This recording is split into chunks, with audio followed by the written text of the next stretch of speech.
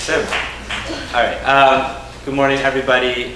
It's my great pleasure and honor, and no stress at all, Dr. Wolfram, where she is, to present the Sim lecture, the next installment of the Sim lecture series. So today I'm going to be talking about left ventricular assist devices, or LVADs, as I'll try to refer to them from now on. And as always, thank you to Drs. Wolfram and Stetz, our fearless captains, fearless leaders, and also the Sim team, Dr. Bloomberg for the video, and just like running the Kings County film department, basically. And Dr. Vega, where's he at? There he is. All right, here we go. Okay, so today I'm going to very briefly talk about Sim, and I will talk a little bit about LVADs. We had a lecture maybe 2 months ago by visiting doctor from Lutheran, and I'm just gonna do my own thing. So if you weren't there, maybe you'll learn something about LVADs today. And then we will watch the Sim video with an LVAD case. We'll talk a little bit about the video, and then I will try to recap in terms of basic ED management of LVADs, and I hope this is useful. In terms of theory of Sim, Ben Kaufman gave a lecture a couple weeks ago, and he said a lot of interesting things. I'm just going to refer you to that lecture, just what he said, basically. He said a lot of interesting things. It was awesome. There was a picture, I think he quoted Aristotle. That was amazing. And there was definitely a picture of Tom Brady at some point. So it was just review his lecture, what he said. I was looking at this, guys. Did you guys look at Tom and Ben? They actually kind of look the same. And then I realized they'd never been seen in the same room together at the same time. All right. Okay. And also, just to make this lecture more interesting, I tried to talk about Westworld. And so it's appropriate for Sim. It's not that the Sim mannequins are going to come to life and practice chest tubes on us or do CPR on us, but rather the bicameral mind, which was the title of the last episode of Westworld, in which all of the androids. Oh, okay. Okay. Okay. All right. No spoilers. So the bicameral mind is this kind of theory. It's like a psychological theory, maybe not really based in any physical reality, but the idea is that many thousands of years ago, humans had this kind of sudden evolution into consciousness. And before that, we were just like slaves to the right side of our brain, which was this voice telling us what to do, and the left side was just listening and executing those instructions. And that was kind of God and the prophets of the Old Testament was kind of that model, that idea. And maybe we could say that that's a metaphor for residency, that as interns, we're just hearing the voices of our attendings and just kind of doing what they tell us to do. But maybe as we go through residency, we awaken to our own consciousness and develop our own practice and style. Yeah? Okay, maybe. No, the attendings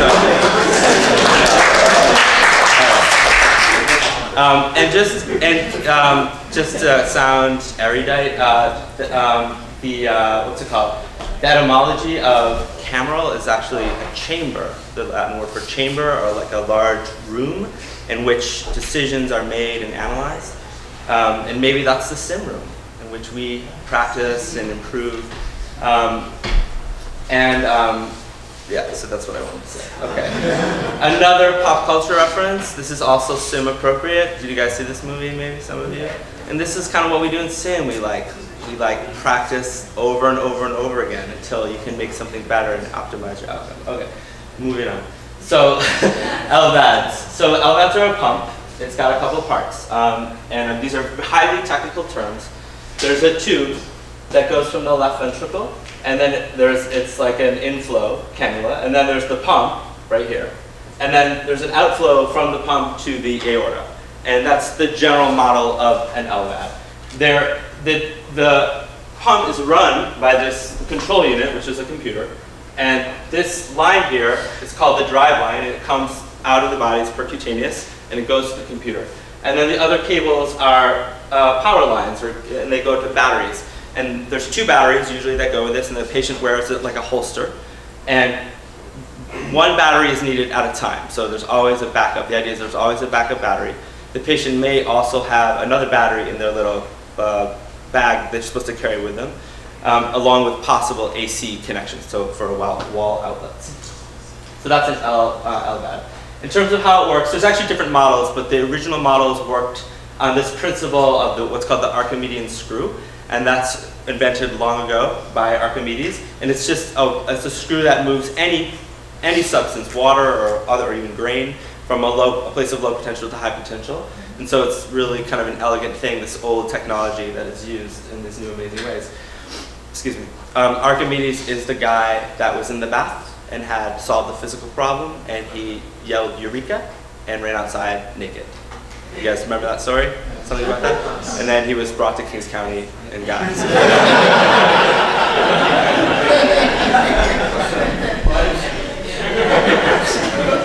There's a couple of, I didn't have a disclosure slide, and that's because I own 50% of all these companies. Just kidding. I have no conflict of interest. There's a couple of different, there's like seven different models. This is the Thoratec LVAD. This is the same picture I showed earlier, basically. There is a biventricular, so most LVADs are just left ventricular assist devices, just to augment left ventricular support.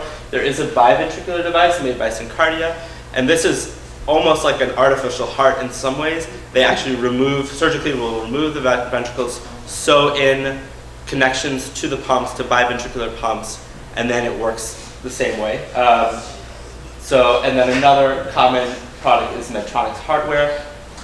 This product is a little bit different in that it lives inside the pericardial sac, and there's no inflow cannula. It's just sewn directly into the left ventricle, and it's centrifugal. It's not Archimedean. And then it still connects to the aorta, same as before. So those are just an overview of some different devices. If you see a chest X-ray, you may see something like this. This is actually the Medtronic device. It's sewn directly into the left ventricle, and then it's going up to the aorta. But don't be confused, because these are patients, as we'll learn, have really bad heart failure, so they may have other devices like an AICD, which we presume because of the thick line. So there could be a lot of hardware in this patient's body. Okay, in terms of the patient themselves, so these are heart failure patients, and the idea of the LVAD is that they're being transitioned to a new heart. So they're usually going to be on the heart transplant waiting list, and we shouldn't just assume they're all the same type of patient. They are all kinds of patients. They're children who have severe congenital heart defects. They're young women who have postpartum cardiomyopathy. They're elderly people with severe coronary artery disease and have had multiple MIs. There's people with other heart defects. So your patient could be anybody. It could be a child, it could be a young woman. And this picture is taken from a website like I think it's called Living My Life with LVAD or something like that. But there's all kinds of information, kind of support networks out there for people with LVADs. Okay, so that was by way of intro. I'm going to move now, transition into the sim case itself. And our case that we're going to talk about today is a 58-year-old guy who has a history of coronary artery disease. He's got very bad CHF. He's an LVAD patient, and he's on the transplant list. And he's coming with chest pain that started when he was fishing.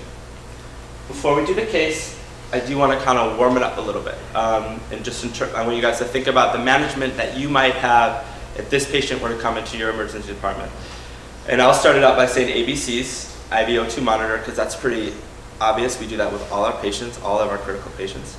But for an LVAD patient, what are some additional critical actions that you guys already know about or you think you might know to do? And if you were in the sim case, this is not for you. This is for other people. Okay, yeah, all right, very good. So Kylie said the correct answer. You have to call the LVAD coordinator. You shouldn't try to manage these patients by yourself. You should try to get help. And we'll talk a little bit more about why that is and specifically what the LVAD coordinator might be able to help you with. Okay, anything else that we should do besides coordinator, IBCs, and IVO2 monitor? Sorry? EKG?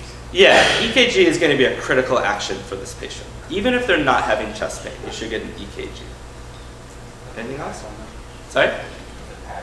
Yeah, okay, Jarrett's warming up here. Yeah, I didn't include that, but that's 100% correct. You want to definitely get the pads on.